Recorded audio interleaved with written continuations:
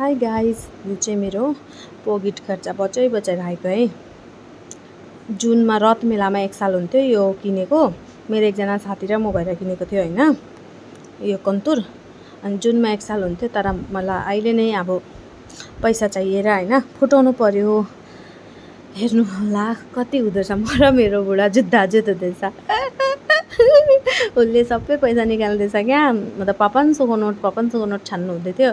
अनि ऊ र म जुत्ता हेर्नु है, उसलाई चाहिँ गर्नु लगाएको। उसले चाहिँ यस्तो भन्दैछ, मेरो पैसा लुकाइ राखेर भन्नुहुँदैछ। अब हस्बेन्डले नदिए कसको पैसा हुन्छ हैन। अब हामी त हाउसवाइफ, घरमै उनीहरूले दिएर त हुन्छ। तर पनि अब मैले पनि उसले पकेट खर्च दिएको, मैले पनि बिफाल्टु खर्च नगरेर हैन किन्नु, अब यो किनौँ त्यो किनौँ भन्यो भने पनि नकिनी राखेर पनि आज यति भयो हैन।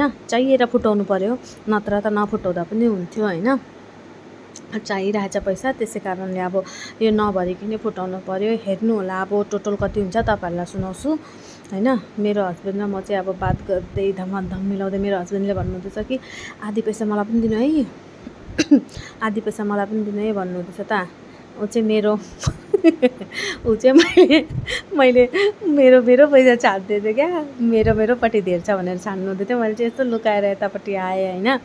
फेरि मैले गर्नु दिएँ। ऊ र म हाँसी हेर्नु है, मेरो हस्बेन्डले चाहिँ मलाई पनि देऊ है भन्नुहुन्थ्यो। अब दिनु त उसलाई नै दिनु पऱ्यो नि, अब चाहिएर हैन, चाहिएर अब अखट्टै चाहिएर त फुटाउनु परेको नि। तर पनि हेर्नु है कति हुँदो रहेछ। तपाईँहरूलाई लास्टमा म बताउने छु।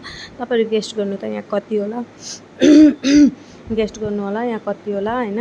अनि भन्नुहोस् त, बेसी भएको छैन, ठिकै छ। तर मेरो लागि चाहिँ अहिलेको घडीमा अब पुरै हो, बेसी नै हो।